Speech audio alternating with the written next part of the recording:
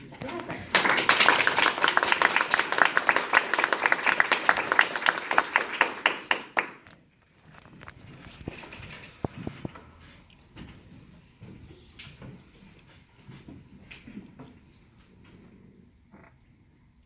Here are a few things you'll learn about chest binding when you start binding that you've probably read or heard about before, but didn't believe it would happen to you because, I don't know, reasons.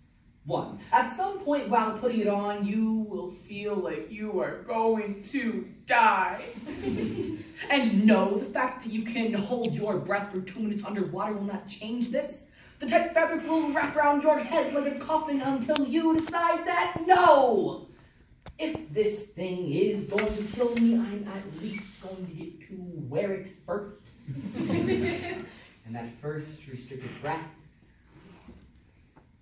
is the most glorious one ever.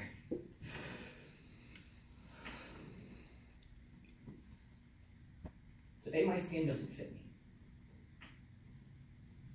Nothing is really wrong, it just feels like a shirt when the shoulders are a little too small and the fabric pulls tight in all the wrong places, and I keep trying to stretch it out, but I can't get my body inside. Maybe I shouldn't be trying to wear this thing at all. Get me a tailor.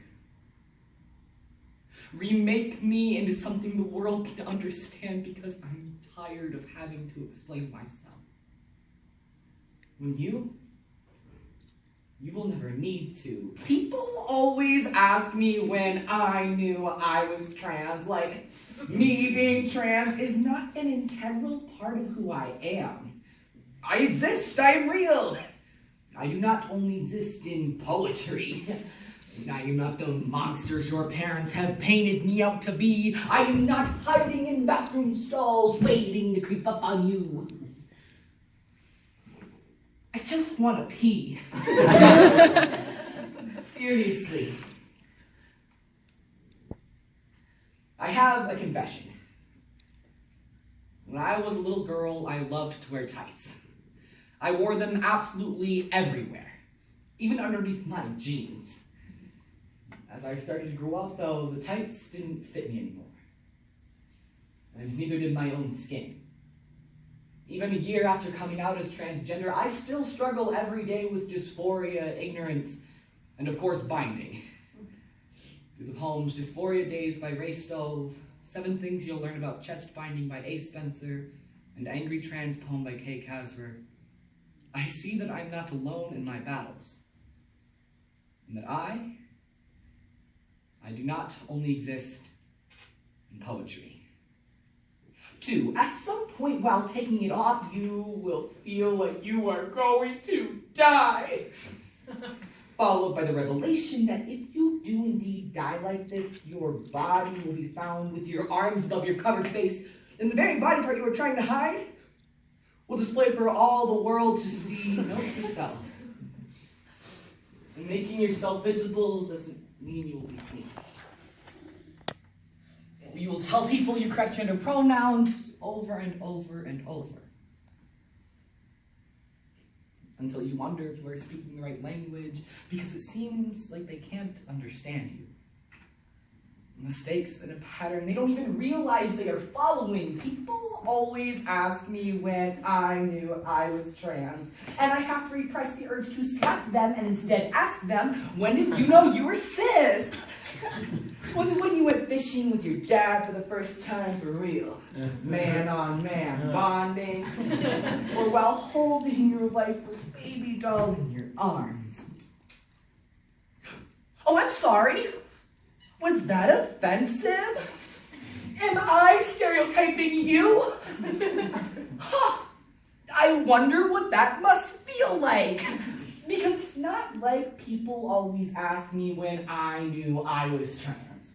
I wore sparkly lip gloss and Spider-Man light-up shoes, and always rocked the ever-fashionable skirt. When the boys said I couldn't climb the tree with them because I was wearing a skirt and they'd be able to see my panties, I proudly pulled them up to show the shorts underneath, and said the day you see my panties day hell freezes over! 3, it is harder to breathe while binding. But you will take your first truly deep breath. And in that moment of bliss, the world will come crashing down around you. Because the harsh reality of transmasculine top dysphoria is that with your body and your mind, only one can breathe at any given time, but I am so tired of hearing your apologies. Yes, I know you have known me a long time. Yes, I know you are trying. Yes, I know that my gender is hard for you to remember. Believe me, I know. I've spent my whole life fitting myself into boxes and shrinking myself a size too small and pretending it felt right. This isn't an alteration, but an ending. I'm not becoming someone else. I want to look in the mirror and see myself. But you can only see straight and cis, so you convince yourself that somehow I am just like you and I am nothing like you. I'm not your typical guy. I stop before entering public bathrooms and I pray that no one will be in them. And you ask me when I knew I was trans. Like my gender is something that I picked up at a thrift shop. Like there was a moment in time when everything I thought to be reality came crashing down on me. Like my story is a novel with a beginning, middle, and end. There is no beginning, middle, or end. There's only existence. There is only existence. I'm not some timeline you can pinpoint. I am not a story for you to write. And I do not only exist in poetry.